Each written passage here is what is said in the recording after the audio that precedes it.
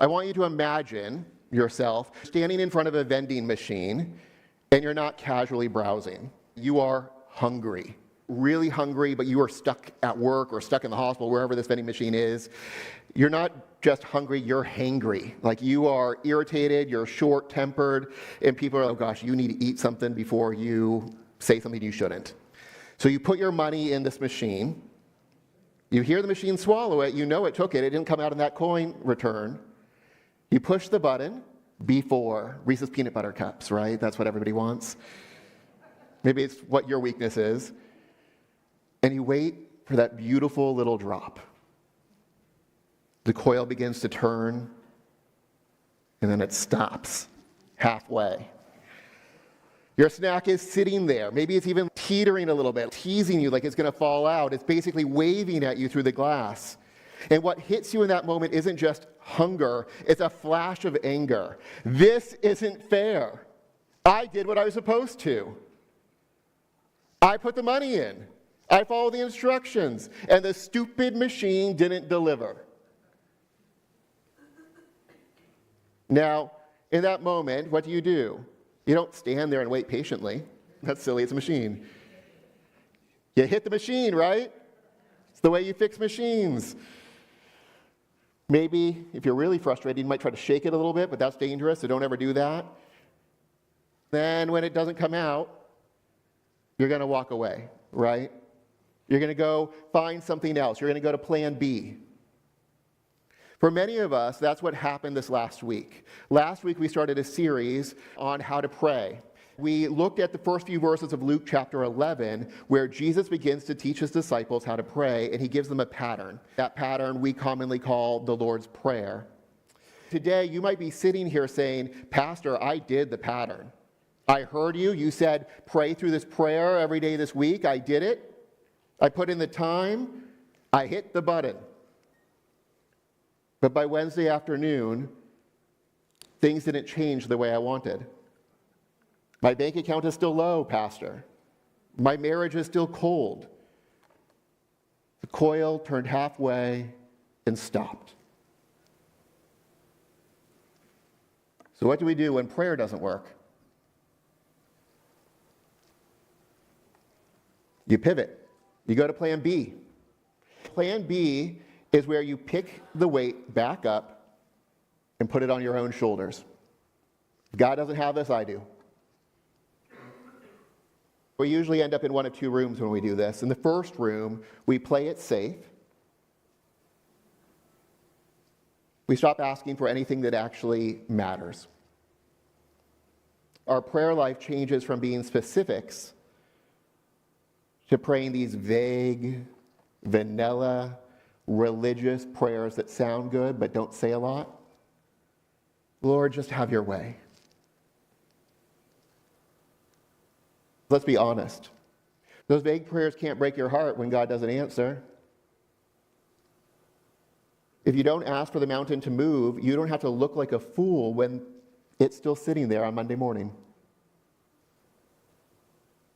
The second room, that's where the control freaks live. How many of you are control freaks? Okay, a lot of us. We might stop praying altogether and switch into manage mode. We double down. We act like the entire universe is held together by our own sweat and effort. We'd honestly rather be bone tired and in control than have to sit in the silence and wait on a God who isn't doing what we want him to. Now, that's not working either. It's exhausting, carrying a load that we weren't meant to hold. So, what we're looking at today is what you do when you've done the right thing, when you brought your need to God, and he hasn't moved an inch. His silence is deafening. What do you do next? The good news is Jesus gets it. Right after he gives the disciples the how-to on prayer, he leans in and he tells them a story for when the how-to doesn't seem to work. Open up your Bibles to Luke chapter 11 for me. He says, suppose one of you has a friend and goes to him at midnight and says to him, friend, lend me 3 loaves of bread, because a friend of mine on a journey has come to me and I don't have anything to offer him. Let me set the scene here. This isn't just a midnight snack run. In this culture, if a guest shows up, you feed them, period. But this guy's pantry is bone dry. It's a total crisis of reputation and responsibility. He is a bad host. And he's at the end of his rope. It's pitch black outside, and there's no DoorDash. So he stumbles over to his neighbor's house, and he starts pounding on the door. But check out the response from the inside. Don't bother me. The door's already locked. My children and I have gone to bed. I can't get up to give you anything. You have to understand the friction here. This guy is standing in the dark. His reputation is on the line, and he's pounding on the door. In this society, apparently, it's more rude to not have food for a guest than it is to wake up your neighbor. Inside, it's probably a one-room house, the whole family, kids, cousins, probably the family goat. They're all zonked out on a raised platform. If the dad gets up to slide the massive iron bar off the door, the hinges are going to squeak, the bar is going to clang, and the whole house is going to be wide awake, and the kids will probably be crying. This is a massive, annoying ordeal. And if you're like me and you're the guy on the porch, you're probably feeling pretty bad. We don't like to be an inconvenience. But sometimes we need to be. And that just feels gross. It feels icky. Maybe you're sitting here and you feel like you're that guy. You've knocked, you've asked, you've put your heart out there. And the feeling you get from heaven isn't a warm hug. It feels like a muffled voice through a locked door saying, go away. You're being a nuisance. Do you have any idea of what time it is?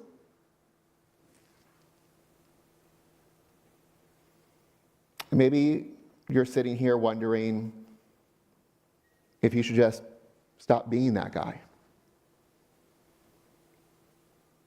You feel like your need is just a bother to a God who's already turned the lights out.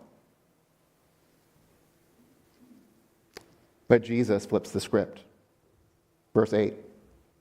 He says, I tell you, even though he won't get up and give him anything, because he is his friend, yet because of his friend's shameless boldness, he will get up and give him as much as he needs. Did you catch that? Jesus doesn't say he gets the bread because he's a nice guy or because he's a good friend. He says he gets it because of his shameless boldness. In the original language, that's a rude kind of pressure.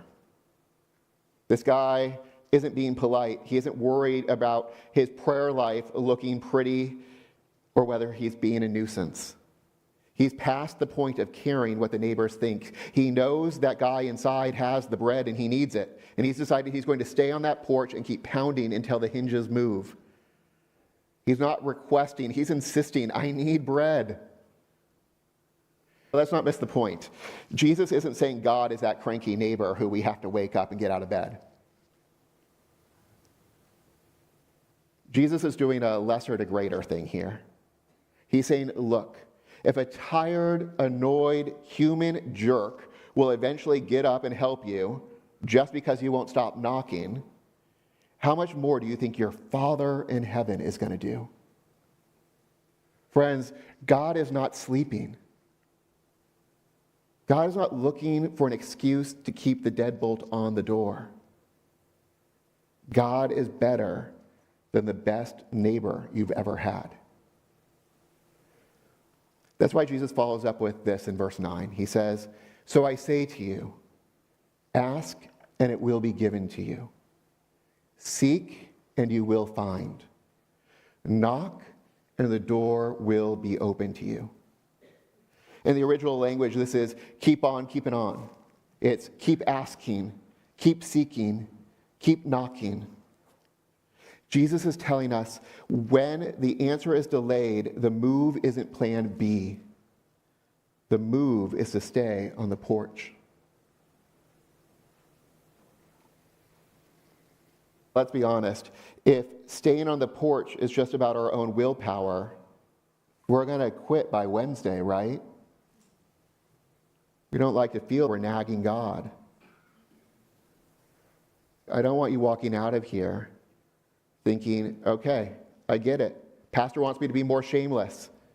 So I'm going to go home, roll up my sleeves, and scream at the ceiling until God gives me what I want. I'm going to throw the biggest temper tantrum God's ever seen. That's not what I'm telling you to do, because that's just plan B with a religious coat of paint. That's you thinking you're going to get what you want through your own effort, through your own work. Friends, we don't stay at the door showing God that we've earned the right to be heard. You haven't. You stay at the door because you know whose house it is. Think about it. I probably wouldn't go to my neighbor's house in the middle of the night and pound on the door. But I sure as heck would show up to my parents' house. If I'm at my dad's house, I'm leaning on that doorbell because I know who's on the other side. I stay because I'm a son. I stay because the guy inside loves me. It's going to forgive me for being a jerk. Here's the reality that we have to face. Most of us don't live like we're the son. We live like the annoying neighbor on the porch. We act like we're outsiders because deep down we know why that door should stay locked. We know the mess we've made. We know the plan B lives we've lived where we've tried to do things on our own effort in our own way to get the results we want. We feel like sin has put a deadbolt between us and God. And we're just standing out here in the dark, hoping he doesn't look through the peephole and see who's actually knocking. But look at the cross. Jesus is the only one who truly knows what it's like to be locked out. Because on the cross, Jesus took our spot. Jesus went to the cross, and one of the things he cries out is, my Lord, why have you forsaken me?" He knows what it's like to be locked out.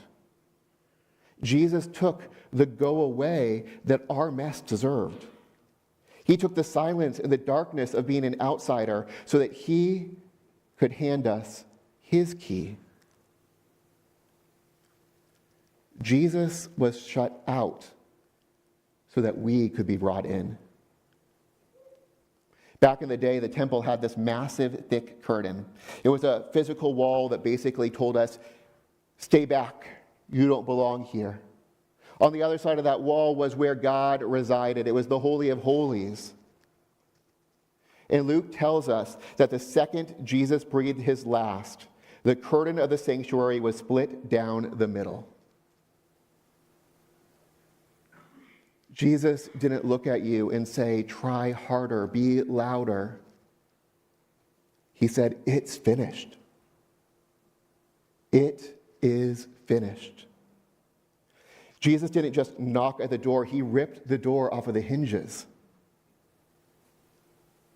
Friends, if you profess Jesus as Lord, you aren't some beggar on a porch trying to talk a stranger into helping you. Because of that torn curtain, because of Jesus, you are a child of God.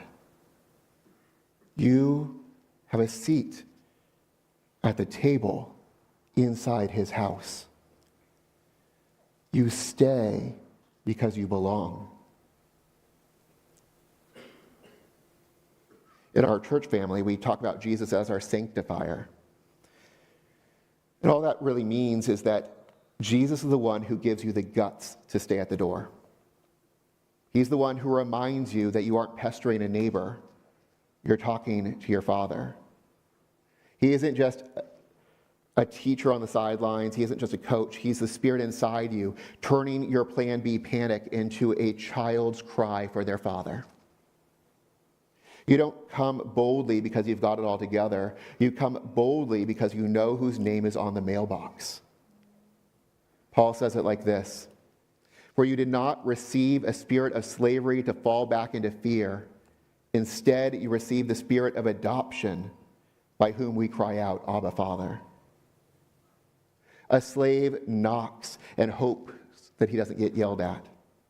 A kid bangs on the door and yells, Dad, I know you're in there. Persistence isn't about earning your way into the house. It's the natural reaction of a kid who knows the Father has the bread. You keep coming back because Jesus has already torn the curtain and said, this is your home. This isn't about your performance.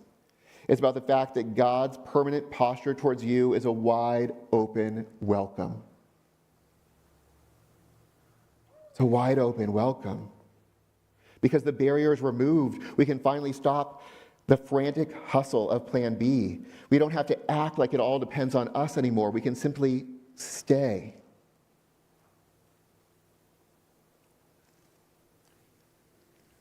Listen, most of us don't quit praying because we don't care.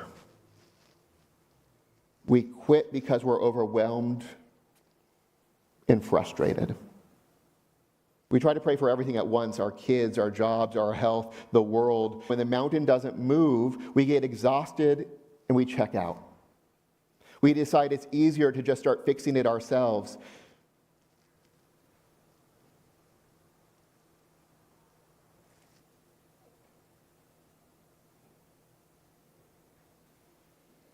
We need to give it to God.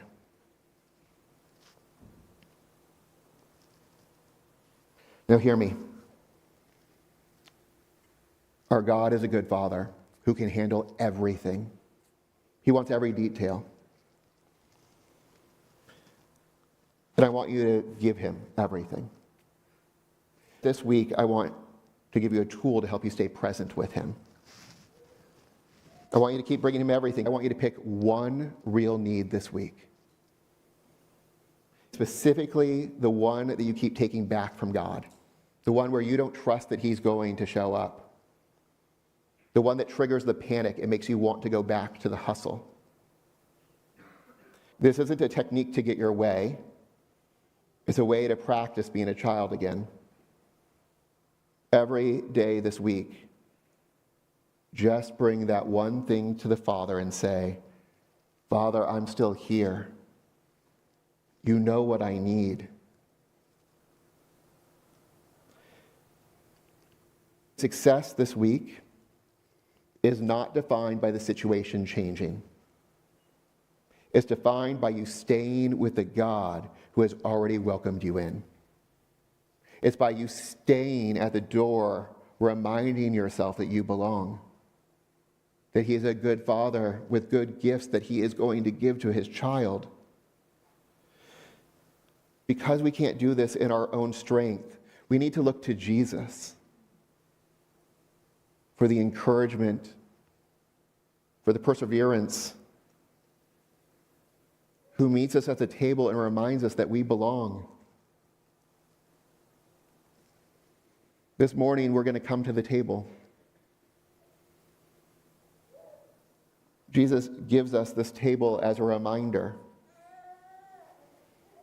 that we don't perform to earn from God. It's a reminder that he sacrificed to welcome us in. This is a moment to receive. You aren't here to prove your worth. You aren't here in some kind of transactional faith to get your way. You're here because you've been invited. 1 Corinthians 11, Paul writes this, "For I received from the Lord what I also passed on to you. On the night he was betrayed, the Lord Jesus took bread. And when he had given thanks, he broke it and said, 'This is my body, which is for you. Do this in remembrance of me.'" So we take the bread together, remembering his body given for us. Jesus has given himself fully. The ultimate gift, the ultimate meeting of our needs.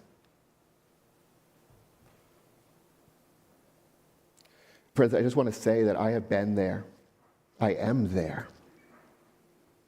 I have been praying for things and God has just been silent. Or I have prayed for things and it felt like God gave me a big fat no. Now, I've also prayed for things and God said yes.